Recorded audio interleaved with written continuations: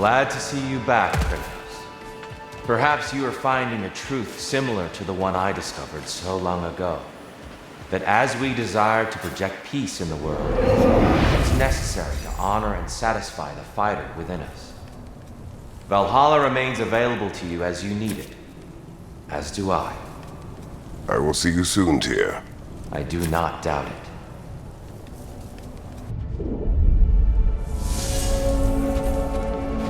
I think I know why I fight Thor's sons. Do tell. Like Atreus, they were children of a destroyer. Had I not changed, had I raised him as I was raised, subject only to authority, perhaps his fate would have been no better than theirs. So, they reflect a bad road not taken, fate avoided? Perhaps. I also feel pity. Failed by their father, sent to die by their uncle, and belittled in death by their grandfather. What chance did they ever have? Am I hearing guilt, brother? Some. Perhaps imagining a fair fight is to honor them as life did not.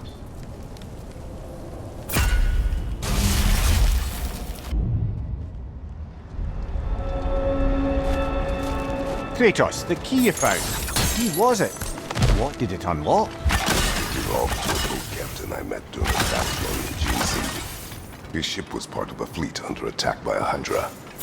The key unlocked his quarters, where I heard women screaming for help. Ah yes, the story of your fight with the three-headed sea serpent. You impaled one of its heads on the ship's mast, was it? Yes. But that battle is not why this key appeared. It is my killing of the boat captain for it that seems to follow me wherever I go. Gunnar. This boon is yours. Patience, persistence. The path is no secret, but so few dare to walk it. Ready for a little more of my life story? Proceed. I was in the fight of my life with the thugs who burned down my father's inn. Suddenly there's this sound, this flapping of feathers, and who should appear but Sigrun herself. Not yet queen, but by reputation, the best fighter the Valkyries had in memory. I was awestruck.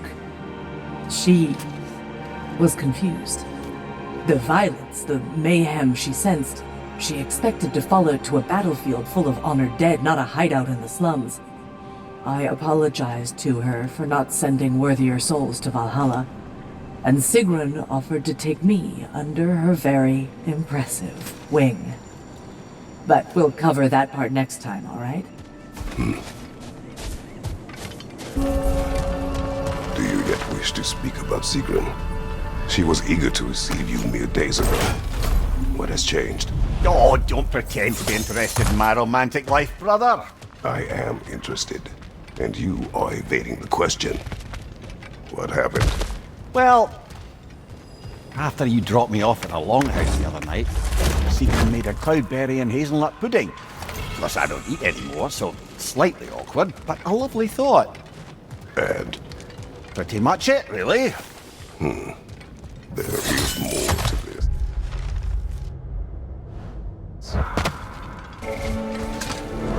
What else happened that night between you and Sigrun? Well, we stayed up much too late. I told her stories, she told me secrets. She put spirits to my lips, even though I can't get drunk. Then she invited me to watch her fall asleep.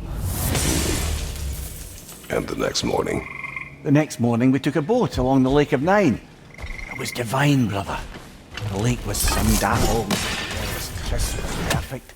You could smell the thaw. When did you misspeak? You know me too well, brother.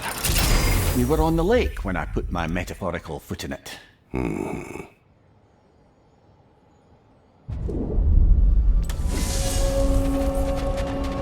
here. Tell me. What happened between you and Sigrun on the lake?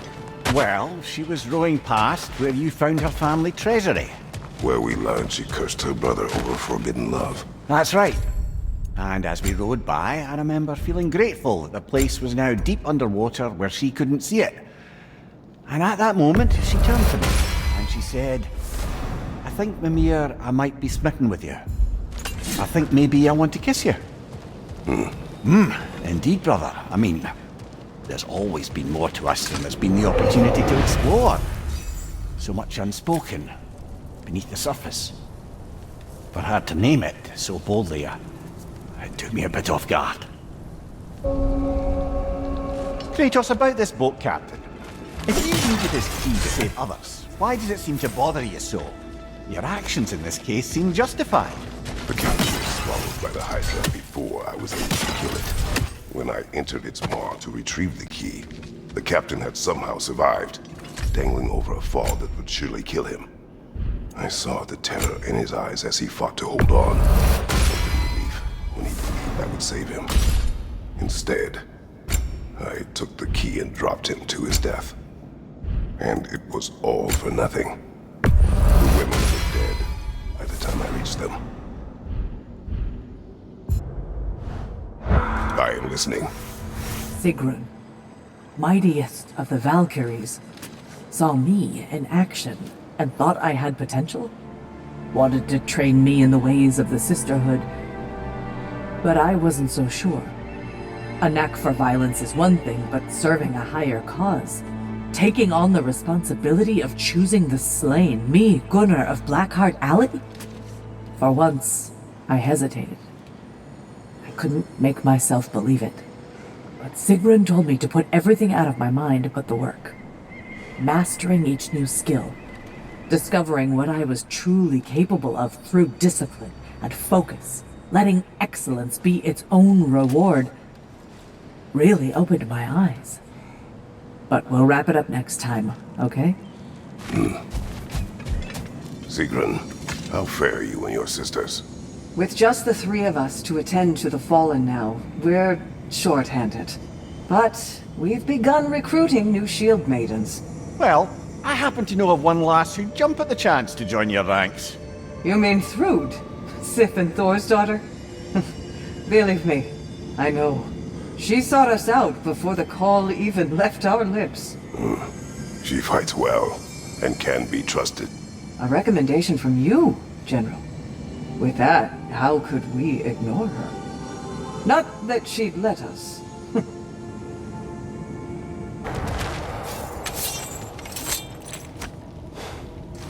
Ah, the key again.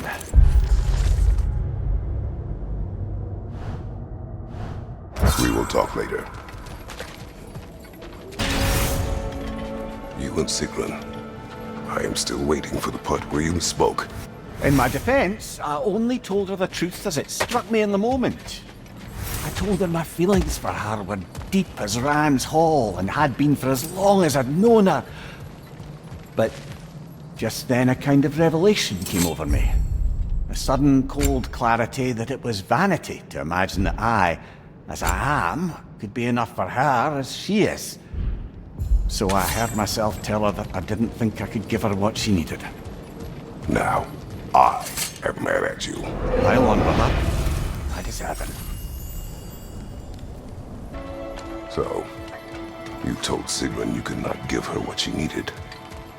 You spoke out of cowardice. Aye, obviously. But as prospects for terror go, can you imagine knowing all along you're not enough for someone, and then living out their slow realization of that truth? I admit it chilled me to the bone. You presume to know how she will feel in the future. Why discredit her wishes and yours in the present? I just can't pretend not to know better. She's romanticized the idea of us. Certainly I've done the same. Is that anything to build a future on? I mean, look at me, brother. Be practical. If anyone else disparaged you as you disparaged yourself, I would wish to strike them with an axe. Now, back to Sigrun and your low opinion of yourself. Look, brother. I don't apologize for wanting her to have someone who can be everything to her. She deserves the best. Then why should she not deserve the smartest man alive? Sometimes I think you've come too far, brother. Did I overstep? No, Kratos. I appreciate your point. And to be fair, if I was so right, then why am I so angry at myself? Brother, you've told me many times of mortals you killed when in the god's service. What is it about this boat captain? It would have cost me nothing to show him mercy. His life was in my hands. To be so casually cruel, This man did nothing to me, and I treated his life as nothing. He was not a god who'd manipulated me nor bound me in service. I cannot hide behind my thirst for revenge. He was just a man afraid for his life, attacked and swallowed by a monster he had no hope of defeating. But the Hydra was just an animal. I showed him what a true monster looked like. Ah, Hercules. Of all the half-brothers you've ever murdered, he was one of them. Would you care to hear more of my story? I will hear. If you remember, I had shunned my father's herbal medicine after it failed to save him. I left my village and moved to the city. I scraped and scrounged, managed to survive, and became an apprentice to a renowned mage healer. I soaked up everything I could from her, and I was a natural, it turns out. Shedding my father's legacy came easy.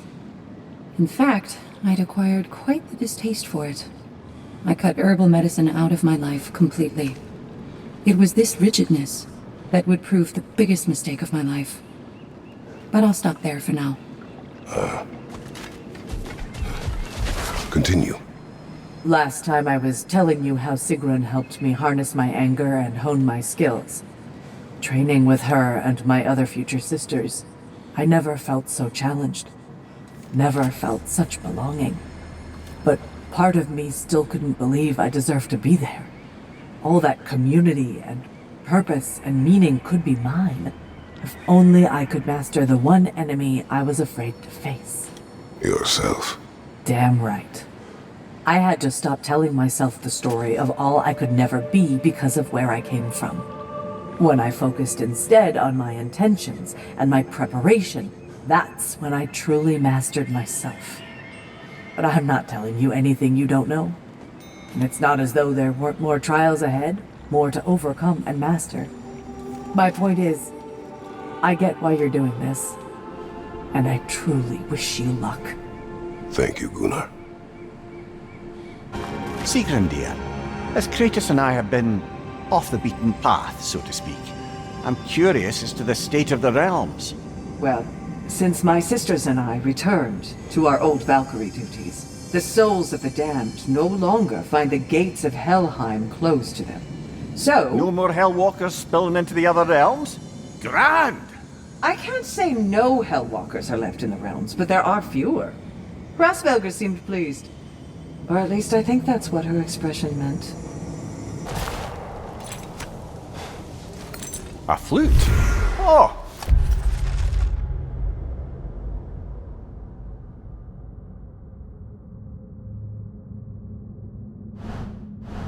Will you play a song, brother? It was my daughter's. But I will tell you of it later. Greetings, friends. Any questions before you get started? I was wondering, actually, did Odin ever try his hand at Valhalla? Of course. He explored it very thoroughly, in seeking to gain control of the Valkyries. But in the end, he found nothing here he could use. You see, Odin always looked outside himself for answers. But Valhalla only reveals its secrets to those who do the work of looking within. Kratos, you mentioned a half-brother, Hercules. He too was a son of Zeus. More like me than I care to admit. A powerful warrior, yes, but driven by an uncontrollable rage. He was jealous of me, thought I was Zeus's favorite. So, when the gods tasked him with 12 labors, he gave himself a 13th, killing me. Instead, you took his life. Do you regret it? No, he was dangerous. He wanted to be god of war for every reason but the right one. Good. Credit to you for knowing the difference. The flute you found. You said it belonged to your daughter. I carved it for her as a gift. She enjoyed playing and was skilled with it. There was a song she would play, one I used to remember every note of. But no longer. Brother, if you mean to recount the story of the day you were tricked into killing your wife and daughter, you don't have to. We've told that story before, you know how it ends. You needn't relive it. That's not the story her flute brings to mind, is it? No. Milady, how is Alfheim these days? Does the peace hold? It's tenuous, but holding. Endless war tends to breed quite a bit of mistrust. Thankfully, the elves, Bela and Bigvir, are in positions of influence due to their association with Freyr and involvement in Ragnarök. It's the best chance at lasting peace the realm has ever had. What about the findings in the Consul's journal? Have they shared it with the rest of the elves? Not yet, but give them time.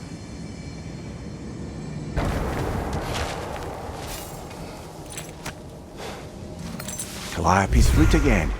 Still on your mind, brother? Here. Yes. I will explain later. Welcome back, my friends. Any questions as you go? I've one. We were told only those who had died could enter Valhalla.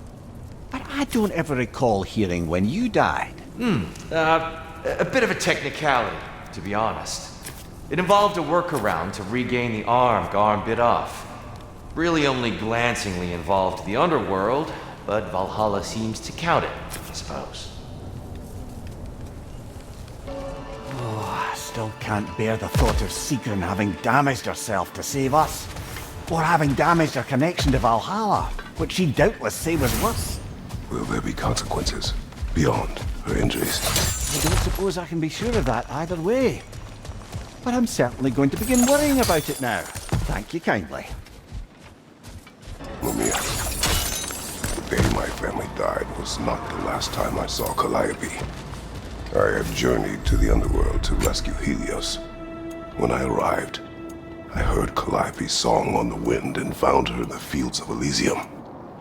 It had been long since I felt such joy. But it was another trick of the gods. It wasn't her. Worse. It was. The goddess of the underworld wished to destroy Sorry, brother, all- but maybe we reserve our talks for safe spaces. Agreed. Sigrun, been wondering. Are the remaining Vanir and Aesir playing nice in Vanaheim? The Asgardian relocation hasn't exactly been smooth sailing. But Hildisvini and Lady Sif are keeping the ship headed in the right direction. The people seem to understand compromise is their best path to prosperity, at least. Truth be told, I was hoping the old boar would have to call on me to smooth things over. But it's good to hear he and Sif have it under control. Freya hopes they'll join the council once the peace settles.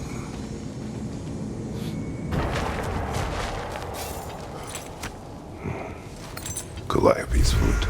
Whenever you're ready, brother. Take your time. Valhalla returned you to your forest last time. Aye, brother. And this time I wasn't alone.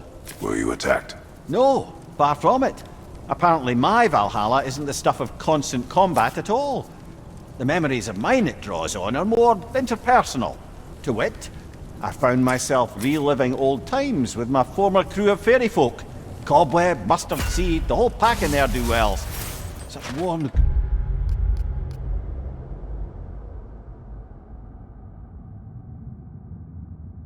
Greetings for their old ringleader, like nary a day had passed. Sounds pleasant. Rather was, to be honest.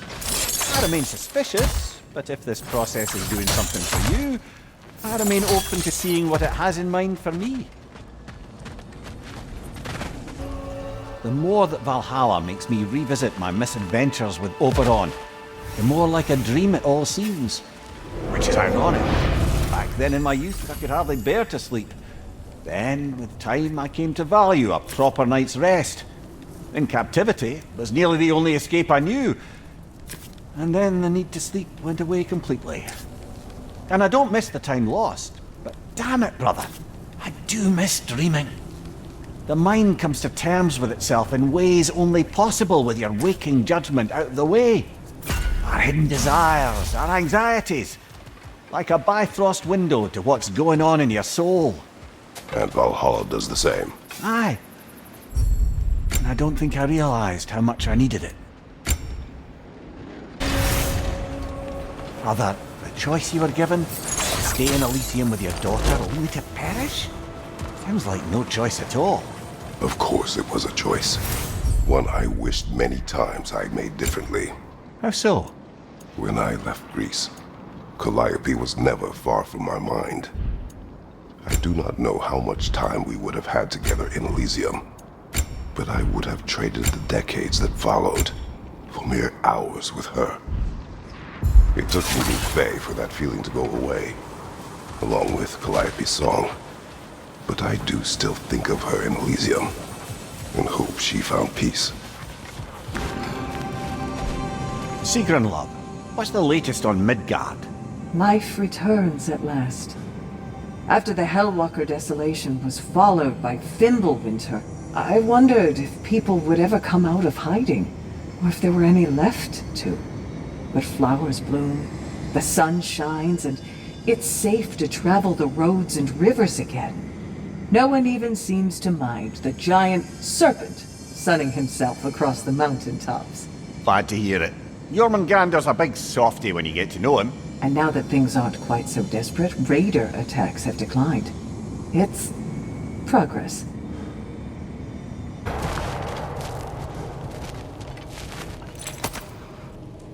You found the pendant of a necklace. Fancy.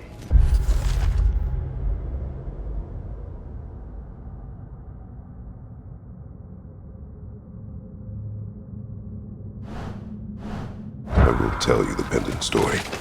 Soon. Before you ask, yes, I was back in my old forest again. And this time I encountered my former boss, King Oberon. Rather eye-opening, actually. I used to be a true believer for him. Would have done anything he asked. But now I see through all that charisma and feigned wisdom down to the small, hypocritical tyrant I know him to be. Wait till I tell you what he put me up to regarding a particular magical flower. You wish to tell a story of your first master. Aye. Seems to be the very story Valhalla has me reliving, in fact. Oberon fancied himself a romantic, you see. Always claimed that love was more important to him than anything. One time, he led his entire entourage on a journey to attend the wedding of some duke or other, near your old neck of the woods. The groom, this lordly prick, had conquered a warrior queen and was marrying her as part of terms for peace. And this somehow was so romantic to Oberon that he dragged us across the sea to pay respects. Never mind, he was quarrelling with his own queen the entire way. Well, I'll have more of that one, to be sure. As I was saying about my old master and his lofty so-called romantic ideals, we settled in a forest outside of Athens, a place well situated to observing the comings and goings of the Duke's other guests. There we observe the romantic complications of some local use, and Oberon gets it into his head to intervene. Bids me fetch him a magical flower that can manipulate the affections of others. Supposedly, the idea was to nobly help true love prevail over the pressure of family arrangements. But what he really wanted was to use the flower to torment his own wife. I see why you left his service. Aye. The pendant you found, brother. Do you recognize it? Does it have some significance? Yes. It belonged to my wife. It was Faye's. No. My first wife, Lysandra. Ah, I see. You know, brother, you've told me a great deal about your daughter, Calliope. But her mother is a bit of a mystery. My thoughts on her are complicated. But she was a good woman, and I loved her more than she knew. She saw in me possibilities I could not at the time. In that way, she and Faye were much alike. Proceed. Last thing I told you was that I'd become an apprentice to a mage healer of renown. I learned much from her, not just about the healing arts, but about how to live a complete life, a whole life, true to yourself. She was like a mother to me, which made it all the more painful when she too fell ill. It was the same illness that had taken my father. But this time would be different. It was my chance to apply everything she taught me to try and save her. Anyway, I think that's a good place to pause my story. What is the state of Svartalfheim? It's been tough. The dwarves had been under Odin's thumb for so long. Now they're having to completely reshape their economy to provide for themselves again. Many are looking to Durlin and other outcast members of the old resistance for guidance. But thus far, he's refusing the call. The wounds are deep and will take time to heal. Once they do, Freya thinks Durlin would be a welcome addition to the council.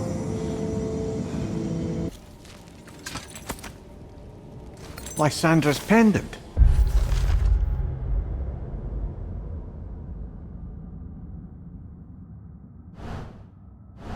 I have more to say, but not now.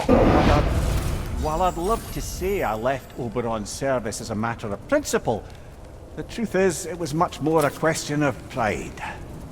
If he'd simply shown me more appreciation, who knows how long I might have tolerated his evils. I certainly tolerated plenty from my subsequent employers before I could take no more. If I'm being honest, I was only too happy to offer my complicity in Queen Titania's humiliation. What did you do? I caused her to fall in love with something preposterous. An actor. Your old master. He had you make his wife fall in love with another. Aye, temporarily, by use of this magic flower. Though now it's clear to me the flower's effect isn't love exactly, but a kind of obsessive devotion that is too often mistaken for love. So of course the Queen made a fool of herself, as did all those under the flower's spell that night. I don't know how I ever got embroiled in such a farce. You are wiser now. I think so. Though that only makes up for so much past stupidity. You said she saw possibilities in you that you didn't. She suggested I did not have to be who I had chosen to be. That the carnage and suffering I inflicted on those my army conquered was a choice. That there was another way.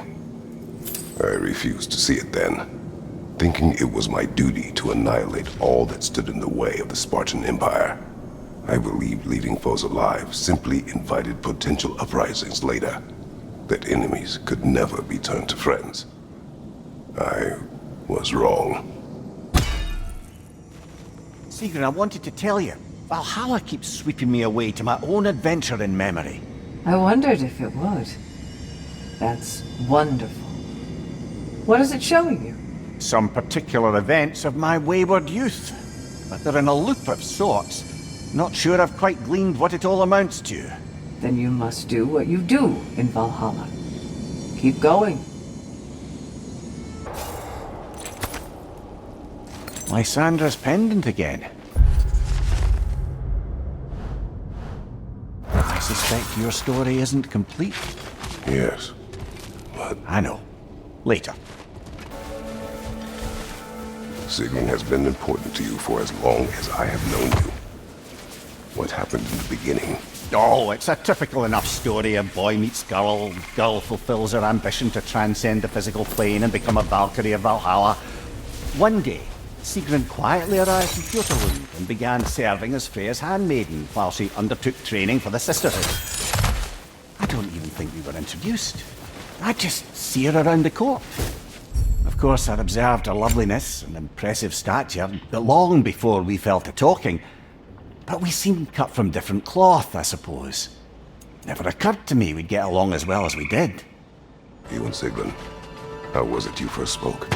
Back when Freya was queen in Asgard, the better times, I mean, there really began to be some culture around the place. Poets, musicians, the odd contortionist would pay visits, perform, mingle. On one occasion, I'd taken a seat expecting to see this balladeer of the lowlands, when Sigrun walked in. Somehow more stunning than I'd ever seen her. And when of all places she chose to sit next to me, well, a lot of very interesting things happened very quickly. But I may need to collect my thoughts while you get us killed again. Let us get back to your memories of Sigrun. She sat beside you. Yes, she chose to sit next to me. No big thing, really. Yet, somehow, despite myself, I felt a rush in my stomach like I was a green lad again. Embarrassing at the end of the day, to be so simple. I made some remark, and I learned how it felt to make her laugh. And suddenly I felt more at ease. Almost eerily so. A calm within each other's storms, I suppose. Faye had a way of describing that. Peace dwells among us. Lovely, brother. That's exactly right. Lysandra was clearly important to you. Why did you say your feelings for her were complicated?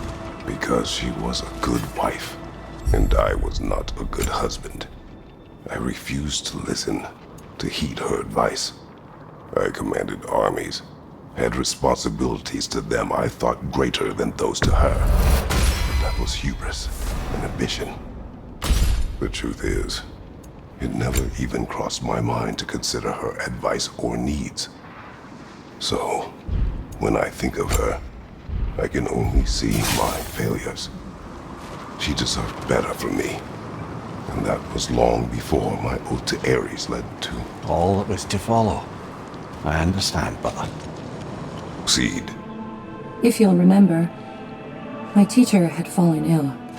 Everything she taught me, I poured into trying to save her. But it turned out mage healing wasn't enough. I realized that only a combination of mage healing and herbal traditions could save her. But I'd let my knowledge of the herbal arts fade away. And so, I failed her like I failed him. And she passed into Hell's embrace. It took a long time to get over that. Anyway, I'll stop here for now. Mimir, there's more coming to know Sigrun. Right. Where were we? After the ice was broken, we fell to talking more regularly, even making a point to do so. It was all I could do to enjoy her company responsibly, staying mindful of our respective positions and keep from crossing any line that would make things difficult for us to recover from. Wise. Well, mostly. I'm always wisest in the parts I let myself remember. Let us hear more of your early days with Sigrun. Of course. I remember there came a banquet. I forget the occasion. But I remember how breathtaking she looked when our eyes met in the crowd. She beamed and pulled a friend by the wrist to come meet me. "This is my good friend Mimir," she said. "He's probably the smartest man alive."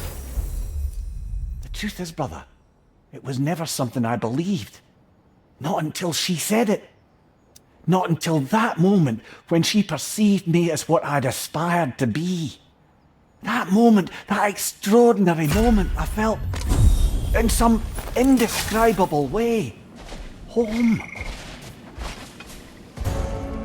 Mimir, what happened next with Sigrun?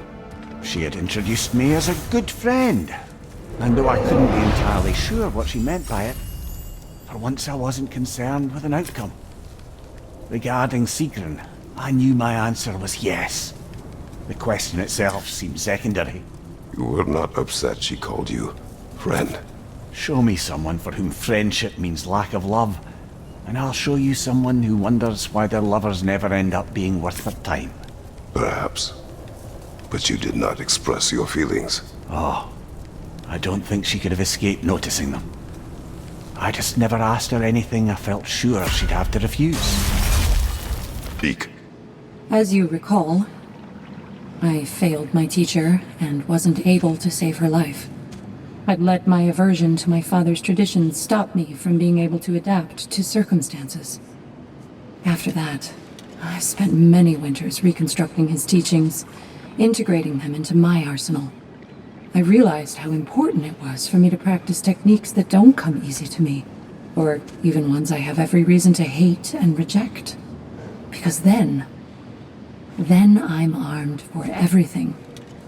Then I can adapt to whatever life throws at me. Anyway, That's my story. Thank you, Heir. I understand. Your relationship with Sigrun. Why so reluctant to tell her how you felt? She was on the Valkyrie's path, preparing to transcend her corporeal form. That was her focus, her chosen purpose, and I didn't want to suggest myself as an obstacle. I suppose I let some part of myself imagine she might recognize my affection, even reciprocate it. But now that we know what she was running from, obviously she'd never again risk choosing love over duty. A unique, heartfelt friendship, that is what could endure, and that is what I chose to embrace. Mimir, can you hear me? Has my voice broken through? Sigrun? Yes! Hello! How are you talking to... How long have you been able I to haven't hear? been listening to you. There's just something I needed to tell you. Valhalla is displeased with me. It wishes a penance of sorts. Trials to reforge my loyalty. I haven't decided what to do, but I hoped we could talk about it. Aye, let's do. Next time we die, or Kratos gets a headache. Yeah. When you came here long ago, was it for this same decision? Not exactly. I was already God of War when I began the process. I was having a crisis of sorts, doubting my abilities, my resolve, doubting I could live up to the way some saw me. I was thinking of walking away. But then I learned of this place. I knew I owed it to myself and to the Nine Realms to take the challenge, to look within and find my truth. Lucky thing. Without you keeping Odin in check as long as you did, I can only imagine how much worse things might have turned out. Coming along quite nicely, General. It's a Sigrun, pleasure. what's this about Valhalla questioning your loyalty? I thought everything was all right. It is. For you are alive, and I am no longer in pain. But my transgression was not without consequences. Valhalla has penalized me. I could not enter now if I wanted to. In fact, I am not sure if it will welcome me in death. What? That can't be right. No one's more worthy of Valhalla than you. You can't have sacrificed that for my sake. It's not fair. There's no blame to place here. When you do what you know is right in your heart, the results are not always what you hope for. That doesn't mean it was the wrong decision. Now please, we've kept Kratos long enough from his journey. I insist. Go. Mimir, I've been thinking a lot about the costs and risks of what Valhalla would put me through to affirm my loyalty. It's enough to make me question not my love of this place, but is it really what's most important to me? If I can't answer that, then perhaps I am not ready for such a decision. Then you should take all the time you need. Absolutely. If Valhalla isn't what you truly need, then you have a rare opportunity to reassess your priorities. I'm glad you agree. Mimir, I had a thought. What you said to me, that you didn't think you could give me what I needed. Aye. I've been trying to figure out why you'd say such a thing. I know you don't say things without a reason, even if you don't know what it is at first. But I think I figured it out. It's not that there is anything lacking in you. It's that in the end, nobody can give me everything I need to be happy. Not even Valhalla. That's something I have to give myself. And to do that... You need to find yourself. It's true. And we're saying that's what I meant all along? Well, clever, huh? I'm sure you can see. Valhalla has a way of making you learn what you need to learn. Perhaps it does so with me. Even now. Making such demands so as to give me doubts. Long ago, I gave myself completely to love. And it destroyed my home and family. Then I threw myself into the service of Valhalla and found a new family in my sisters. But what if that's not where my story ends? It's time I finally found my path. Not because it may or may not be Valhalla's will, or Freya's, or yours, my dear, but my own. Well said, love. Mimir, you asked of Odin's efforts to conquer Valhalla and the Valkyries with it. But was Valhalla not his creation, along with all of Asgard? Well, he certainly liked people to think so. And Valhalla served his interests, even if he left the Valkyries to do their work. But in fact, Valhalla and the Order of Valkyries are a force more primordial than any he could hope to bend to his own personal loyalty. I've come to a decision. At least for the time being, I'm going to step back from the price Valhalla has asked of me. Good for you, Sigrun. I think maybe it's time I traveled. Experience these realms and the lands beyond, not as Valhalla's emissary, but as a person. That's perfect. You've always dreamed of a grand sea voyage, seeing the world. Perhaps I could go with you. I've been told I'm a useful guide. Perhaps. But let's not distract Kratos further. I'm having a bit of a sinking feeling that Sigrun doesn't want me traveling with her. You knew that before you asked. Did that bother? You know the journey she seeks. It is the one you took, and I took. The kind that brings you to the tests you need. The kind you take alone. It's true. I gave in to a weakness. Even now, there's some part of me that just wants to tell her how much I love her and beg her to stay.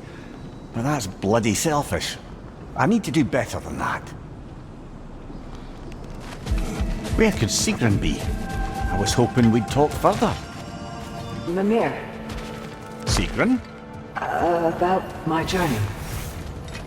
I need to take some time to understand who I am without wings and helms and missions, and without the lovely man with whom the timing has yet to work out.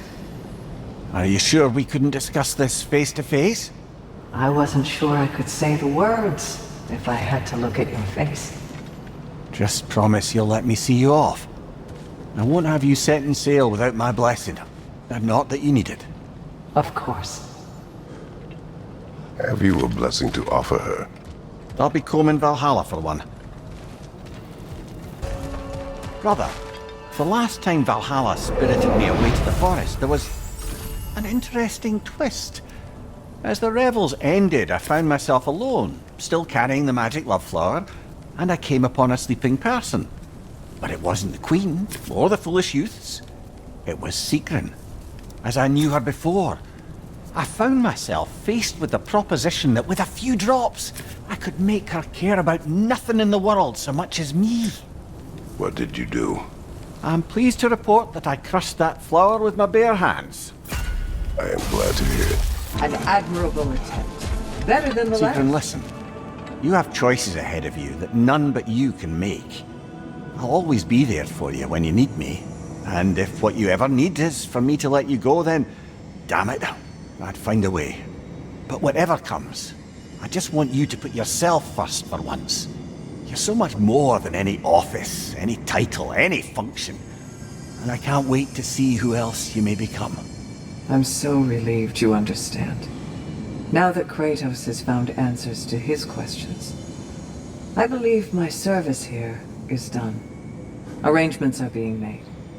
Please, continue to seek what more you would seek within. I promise, I won't just disappear. How are you faring, Mimir? I know Sigrun's decision must be difficult. May I ask, deep down, what is it she means to you? So much of everything good in what I am is only due to my wanting to be the person she saw me as. Take her out of the equation, and I wonder if I'd ever have stopped being a scoundrel in service of scoundrels. Love can make us wish to improve. I was changed by what Faye saw in me. But losing her did not put an end to who I had become. Inspiration remains. Aye. I suppose being the person they turned us into is a way to keep them with us. Honor the impact they had on us. Mimir, what you said about love turning you into a better person. I wonder, what if that better person was within you all along? But you could only see it once it was reflected in another. As though love is the feeling of recognizing the potential in our own soul. You mean to say falling in love is really only about ourselves? Not only that, one hopes, but the more we can own the part that is about ourselves, the more we can see others for who they really are, and love them, truly, in whatever form that takes. Mimir. Kratos. My time to depart draws near. The ways of Valhalla are familiar to you both now. You may continue and return as you desire. I'll wait for you on the beach. We'll be there, Sigrun. Are you all right? Aye, brother. I feel a pain in an organ I no longer possess. The sooner she sets off, the sooner she may return.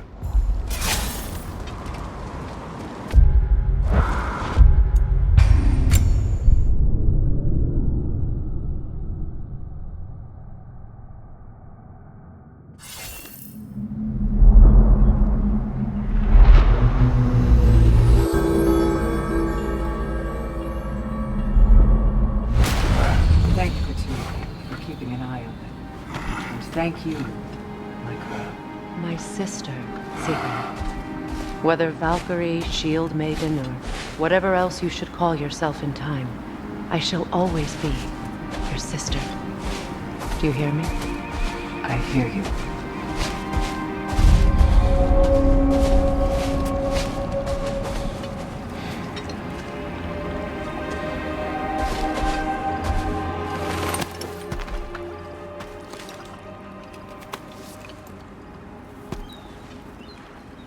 So this is it then? For now. For however long. Good. I mean, I'll miss you more than I can say, but whatever we ever were, or weren't, or might have been if the timing weren't just so... I need you to know that it mattered. All of it.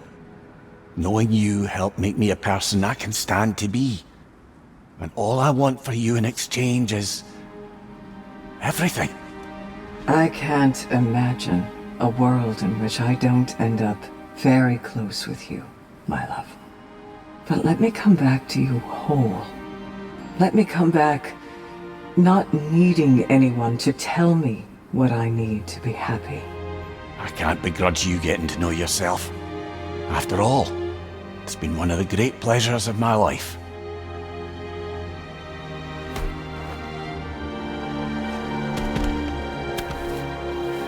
Farewell, Sigrun, and good luck. Thank you, Kratos. Farewell, my friends. Fair winds, my love.